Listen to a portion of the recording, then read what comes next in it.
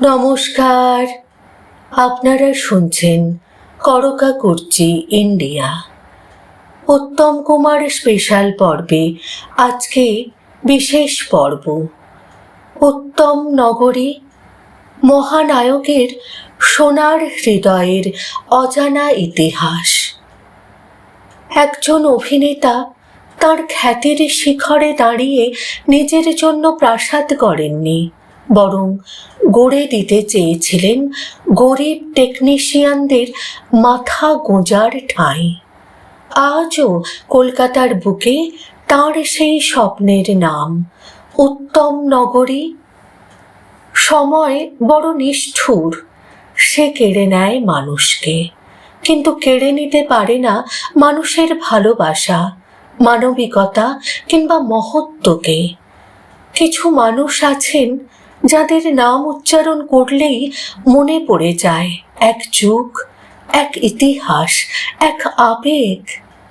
বাংলা চলচ্চিত্রের আকাশে এমনই এক ধ্রুবতারা ছিলেন মহানায়ক উত্তম কুমার। তাকে আমরা নায়ক হিসেবে দেখেছি, প্রেমিক হিসেবে দেখেছি, অভিনেতার শ্রেষ্ঠ আসনে বসিয়েছি, কিন্তু আজ আমরা যে মানুষটির কথা বলবো তিনি শুধুমাত্র মহানায়ক নন, তিনি ছিলেন অসহায় মানুষের আশ্রয়দাতা, শিল্পীদের অভিভাবক আর এক বিরল মানবিক হৃদয়ের মানুষ। আজকের পর্বে আমরা জানব সেই অজানা ইতিহাস, একটি স্বপ্নের শহর, একটি অসমাপ্ত মানবিক উপাখ্যান, উত্তম নগরী, যেখানে আজও মহানায়ক বেঁচে আছেন 52টি পরিবারের আশীর্বাদ হয়ে। টালিগঞ্জের স্টুডিও পাড়া থেকে খুব বেশি দূরে নয়, পটিয়ারি পেরিয়ে কবরডাঙ্গা ছুঁয়ে নেপালগঞ্জের এক নিরিবিলি অঞ্চল। আজ সেই এলাকায় নাম শুনলেই মানুষ শ্রদ্ধায় মাথা নত করেন, উত্তম নগরী। কিন্তু কেন কেন একটি এলাকার নাম হয়ে উঠল মহানায়কের স্মৃতিস্তম্ভ? কারণ এই মাটির সঙ্গে জড়িয়ে আছে এক স্বপ্ন, এক মানুষের সীমাহীন ভালোবাসা। উত্তম কুমার জানতেন একটি সিনেমা শুধু নায়ক নায়িকার অভিনয় তৈরি হয় না, এর পেছনে থাকেন শত শত মানুষ, lightman, sound technician, set designer, makeup শিল্পী, স্পট বয়, ক্যামেরা সহকারী এবং আরও অনেক শিল্পীরা, যাদের নাম দর্শকরা কখনো জানতে পারেন না, কিন্তু তাদের ঘাম ছাড়া রূপলী পর্দা কখনো জ্বলে ওঠে না। তাদের জীবন ছিল অনিশ্চয়তায় ভরা। আজ কাজ আছে, কাল নেই, আজ টাকা আছে, কাল সংসার চলবে কিনা জানা নেই তাদের। উত্তম কুমার এই কষ্ট খুব কাছ থেকে দেখেছিলেন, তাই তিনি ভাবলেন যদি এই মানুষগুলোর মাথার উপর একটা ছাদ তুলে দেওয়া যায়।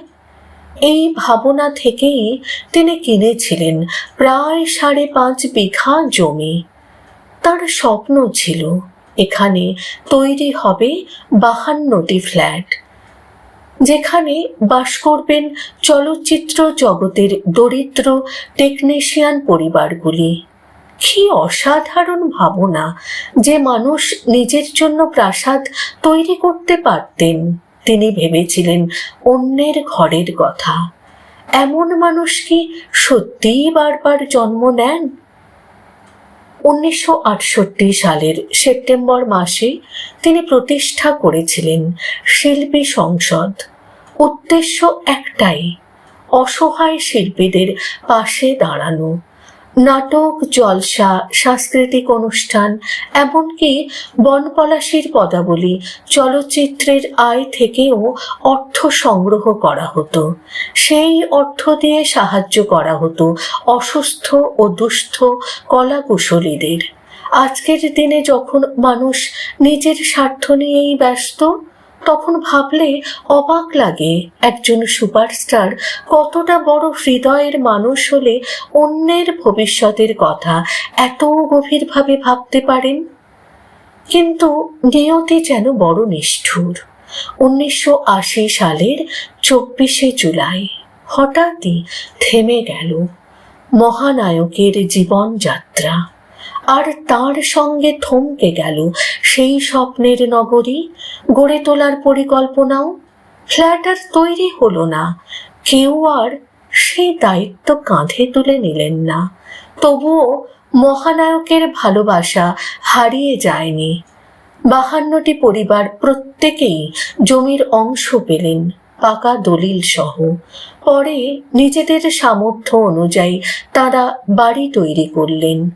আজ সেখানে 3 প্রজন্ম বাস করছেন, দাদু, বাবা, সন্তান। 3 প্রজন্মের মাথার ওপর ছাদ হয়ে আছেন মহানায়ক উত্তম কুমার।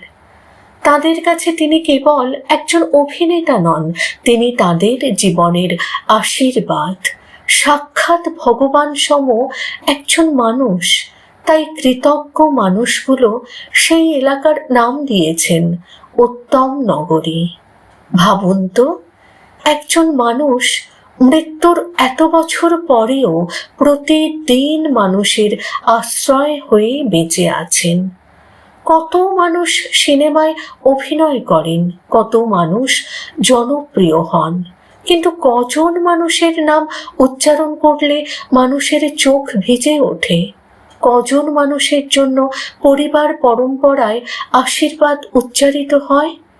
সেই কারণেই হয়তো উত্তম কুমার শুধুই মহানায়ক নন, তিনি এক অনুভূতি, এক ইতিহাস, এক মানবিকতার প্রতীক। আজ যখন আমরা তার ছবি দেখি, তার সংলাপ শুনি, তার হাসি দেখি, তখন হয়তো বুঝতেই পারি না এই মানুষটি পর্দার বাইরেও কত মানুষের জীবন আলোকিত করেছিলেন। যদি তিনি আরো কিছুদিন বেঁচে থাকতেন, হয়তো আরো অনেক অসহায় শিল্পীর মুখে হাসি ফুটত, আরো অনেক স্বপ্নের ঠিকানা তৈরি হতো। কিন্তু কিছু মানুষ চলে গিয়েও থেমে যান। মহানায়ক উত্তম কুমার তেমনই একজন, তিনি আজও বেঁচে আছেন প্রতিটি স্মৃতিতে, প্রতিটি ভালোবাসায়, আর নেপালগঞ্জের সেই ছোট্ট জনপদে উত্তম নগরী হয়ে। মহানায়ক উত্তম কুমার আমাদের শিখিয়ে গিয়েছেন, সত্যিকারের মহান হওয়া যায় শুধু খ্যাতিতে নয়, মানুষের পাশে দাঁড়ানোর মধ্য দিয়ে। তাই তিনি শুধু বাংলা সিনেমার নায়ক নন, তিনি মানুষের হৃদয়ের মহানায়ক। মানুষ মরে যায়, মানবিকতা অমর হয়ে থাকে। ভিডিওটি ভালো লাগলে লাইক, শেয়ার এবং সাবস্ক্রাইব করতে ভুলবেন না। করকা কুচ্চি ইন্ডিয়া ফিরে দেখি বাংলা সিনেমার হারিয়ে যাওয়া সোনালি দিনগুলোকে। কারণ ইতিহাস শুধু জানা যায়, অনুভব করার বিষয়।